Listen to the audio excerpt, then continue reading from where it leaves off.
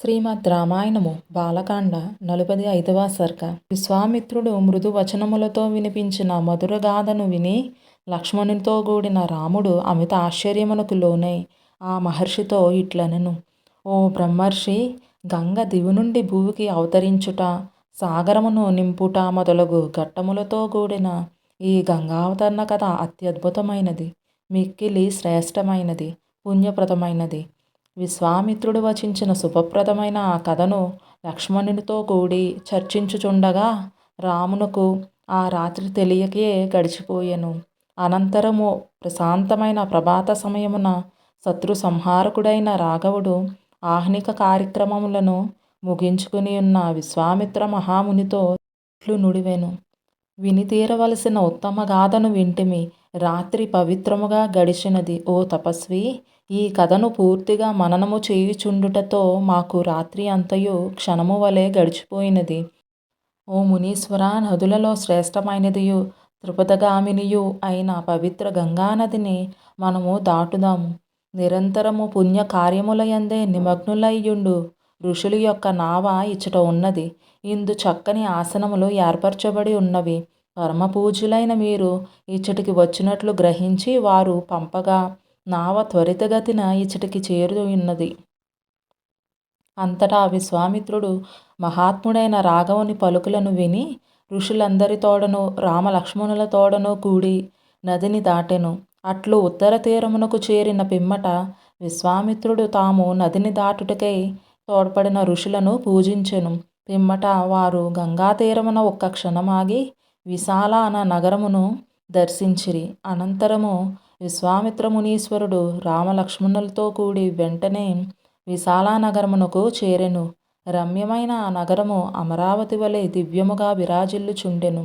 మిక్కిలి ప్రజ్ఞాశాలి అయిన శ్రీరాముడు విశ్వామిత్ర మహామునికి నమస్కరించి ఉత్తమమైన విశాల నగర వైభవ విశేషములను గూర్చి తెలుపుడని అభ్యర్థించెను.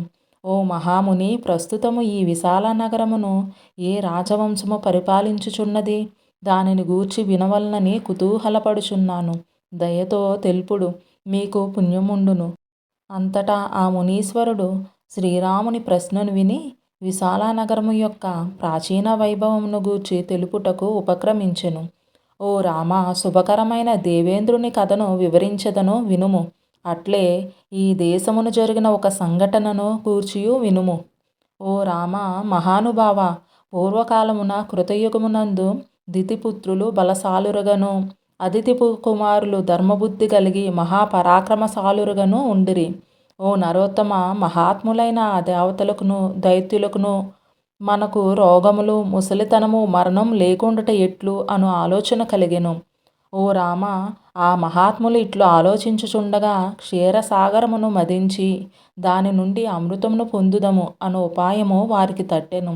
మిక్కిలి శక్తి సంపన్నులైన ఆ దేవదానవులు మందర పర్వతమును కవ్వముగను వాసుకిని త్రాడుగను చేసుకుని క్షీరసాగరమును చిలికిరి.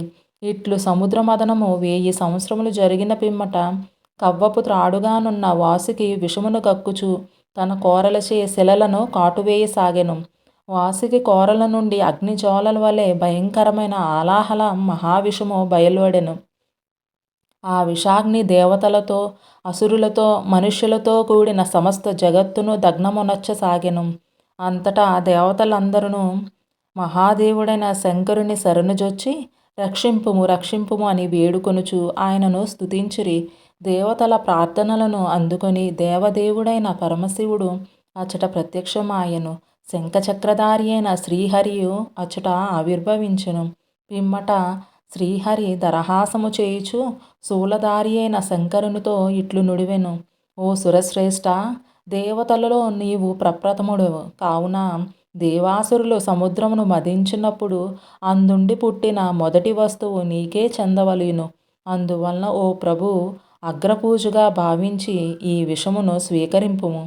శ్రీహరి ఈ విధముగా పలికి అచ్చటనే అంతర్హితుడయ్యెను.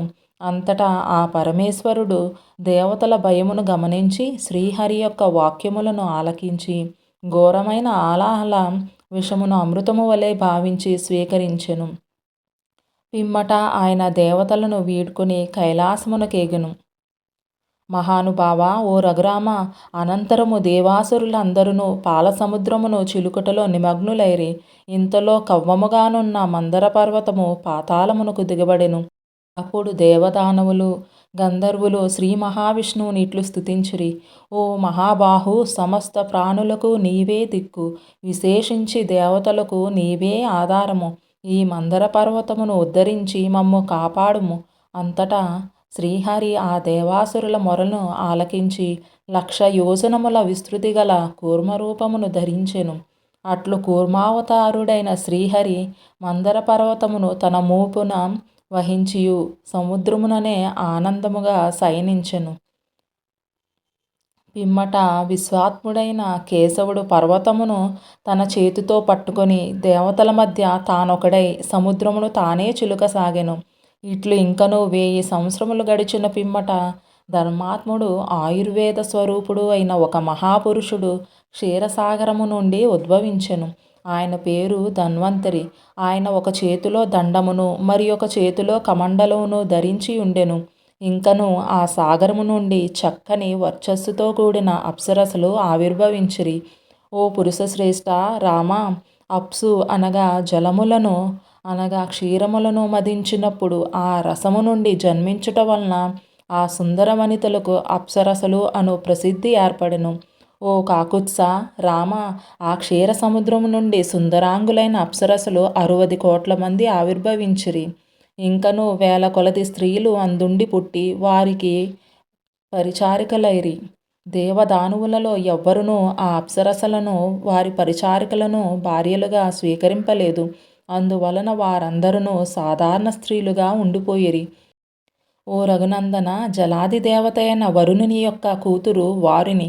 ఆమె మధ్యదేవత, చక్కని చుక్క. ఆమె తనను చేపట్టు భర్తను వెతికికొనుచు సముద్రము నుండి బయటకు వచ్చెను. ఓ రామ, ఓ మహావీర, దితిపుత్రులు మాత్రం వరుణుని కూతురైన ఆ వారుణిని స్వీకరింపలేదు. కానీ అదితిపుత్రులు అనగా దేవతలు మాత్రం అనింద్య అయిన అనగా పవిత్రురాలైన ఆమెను స్వీకరించిరి. సురను అనగా వారునిని గ్రహింపకపోవుటచే దైత్యులు అసురులైరి. సురను అనగా వారునిని పరిగ్రహించుట వలన దేవతలు సురలైరి. వారు వారునిని గ్రహించి సంతృప్తులై మిగుల ఆనందించిరి. ఓ నరశ్రేష్ఠ రామ, ఆ పాలసముద్రము నుండి ఉచ్చైశ్రవము అను ఉత్తమ అశ్వము, కౌస్తుభము అను దివ్యమైన మణి, అట్లే ఉత్తమమైన అమృతము బహిర్గతమైనవి. ఓ రామ, అప్పుడు దేవతలు దైత్యులు ఆ అమృతమును పొందుటకై తీవ్రముగా పోట్లాడుకొనిరి. ఆ సందర్భమున దేవతలు పెక్కుమంది అసురులను సంహరించిరి. ఫలితముగా ఉభయపక్షముల వారును కొందరు నశించిరి. ఓ మహావీర, ఈ సందర్భముగా దైత్యులు రాక్షసులు ఒక పక్షమున చేరిరి, దేవతలు మరి ఒక పక్షమున నిలిచిరి. ఆ ఉభయ పక్షముల వారికిని ముల్లోకములకును ఆశ్చర్యము గొల్పునట్లు ఘోర యుద్ధము జరిగెను. ఆ రణమున ఉభయ పక్షముల యందును పెక్కుమంది మృతులైరి. పిమ్మట సర్వశక్తిమంతుడైన శ్రీ మహావిష్ణువు తన మాయా ప్రభావముచే జగన్మోహనమైన మోహినీ రూపమును దాల్చి క్షణములో ఆ అమృత కలశమును హస్తగతమొనర్చుకొనెను. శాశ్వతుడు పురుషోత్తముడు అయిన శ్రీ మహావిష్ణువునకు అభిముఖులై కొందరు దైత్యులు ఆయనను ఎదిరించిరి. వారిని అతడు నుగ్గు నుగ్గు గావించెను. దేవతలకును దైత్యులకును మధ్య జరిగిన ఆ ఘోర యుద్ధములో వీరులైన అదితిపుత్రులు అనగా దేవతలు పెక్కుమంది దితిపుత్రులను అసురులను హతమార్చిరి. ఇంద్రుడు దైత్యులను సంహరించి రాజ్యాధికారమును చేపట్టెను. ఋషులు చారణులు మున్నగు వారితో కూడిన సమస్త లోకములను అతడు సంతోషముతో పరిపాలించెను. వాల్మీకి విరచిత శ్రీమద్ రామాయణము బాలకాండ 45వ సర్గ సంపూర్ణము. ఓం తత్సత్. ఓం తత్సత్. ఓం తత్సత్. శ్రీమద్ రామాయణము బాలకాండ 46వ సర్గ. ఓ రామ, క్షీరసాగర మదన సమయమున దేవాసుర యుద్ధమునందు తన పుత్రుల హతులు కాగా దితి మిక్కిలి దుఃఖితయై మరీచి మహర్షి కుమారుడును తనకు భర్తయు అయిన కశ్యప మహర్షి కడకేగి ఇట్లు మొరపెట్టుకొనెను: ఓ మహాత్మా, బలశాలురైన నీ కుమారులు అనగా దేవతలు నా పుత్రులను దైత్యులను వధించిరి. పుత్రశోకముచే నేను విలవెల్లాడుచున్నాను కనుక నేను గొప్ప తపస్సు చేసి ఇంద్రుని చంపగల బలిష్ఠుడైన కుమారుణ్ణి పొందగోరుచున్నాను. అందువలన నేను తీవ్రముగా తపమనొచ్చుటకు అనుజ్ఞనీయుండు. ఇంద్రుని సంహరించి ముల్లోకములను నియంత్రింపగల పుత్రుని ప్రసాదింపుడు. పుత్రదుఃఖముతో పరితపించుచున్న దితి యొక్క పలుకులను ఆలకించి మరీచీపుత్రుడును మహా తేజస్వియు అయిన కాశ్యప మహాముని ఆమెతో ఇట్లు అభయవచనములను పలికెను. ఓ తపోధనురాలా, అట్లే సుమ, నీకు శుభమగుగాక. పుత్రుడు కలుగు వరకు నీ పవిత్రతను కాపాడుకొనుచుండుము.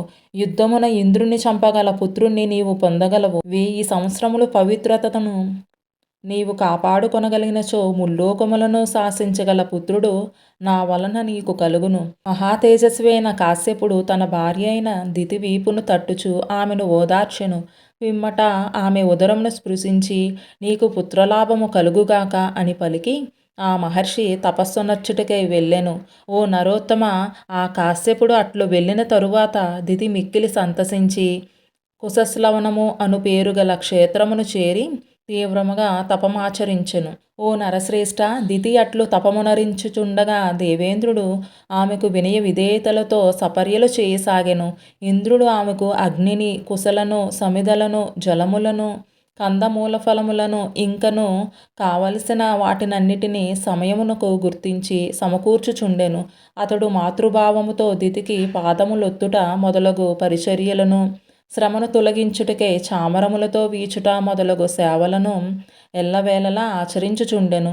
ఓ రఘురామ, 1000 సంవత్సరముల తపకాలములో 10 సంవత్సరముల కాలము మిగిలి ఉండగా, అనగా 990 సంవత్సరముల కాలము గడిచి పిమ్మట దేవేంద్రుని సేవలకు దితి మిక్కిలి సంతుష్టురాలై ఆయనతో ఇట్లు నుడివెను. ఓ దేవేంద్ర, మహాత్ముడైన నీ తండ్రియగు కశ్యపుని నేను ప్రార్థింపగా ఆయన 1000 సంవత్సరములో తపఫలముగా నీకొక పుత్రుడు కలుగును అని నాకు వరమిచ్చెను. ఓ పరాక్రమశాలి, నా తపోదీక్షాకాలము ఇంకనూ 10 సంవత్సరములు మిగిలి ఉన్నది. అప్పుడు నీ ఒక తమ్ముణ్ణి చూడగలవు. నీకు భద్రమగుగాక. కుమార, నిన్ను హతమార్చగల ఒక పుత్రుణ్ణి నాకు ప్రసాదింపుమని కాశ్యపుని కోరుకుంటిని. ఆ పుత్రుడు నిన్ను జయించుటకు ఉత్సుకుడైనప్పుడు నేనతనిని శాంతపరుతును. అప్పుడు అతడు నీ ఎడల వైరభావమును వీడి భ్రాతృభావమును చూపును.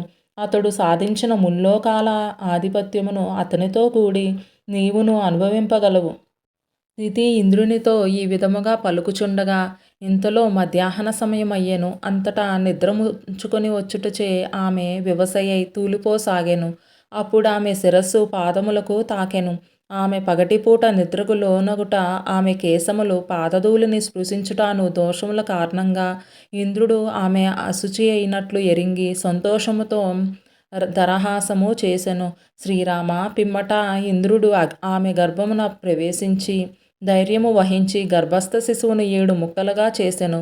రామ, ఇంద్రుడు 100 అంచులు గల తన వజ్రాయుధముతో ఛేదింపగా ఆ శిశువు బిగ్గరగా ఏడ్చెను. అంతటా దితి మేల్కొనెను.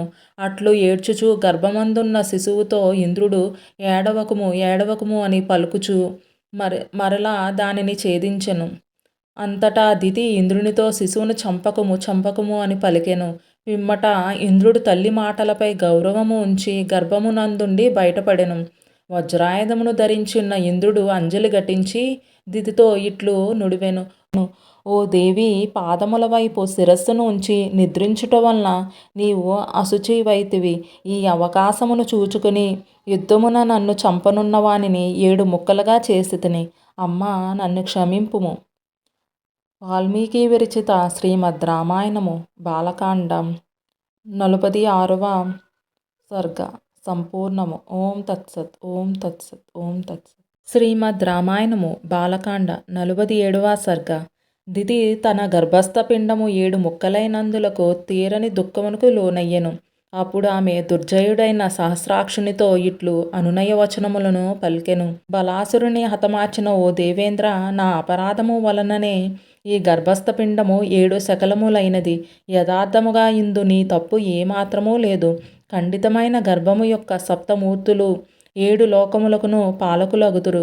దివ్య స్వరూపులైన నా కుమారులు 7గురును సప్త విధ వాయువులకు అభిమాన దేవతలై మరుత్తులు అను పేర విఖ్యాతులై దివ్య లోకములయందు సంచరింతురు.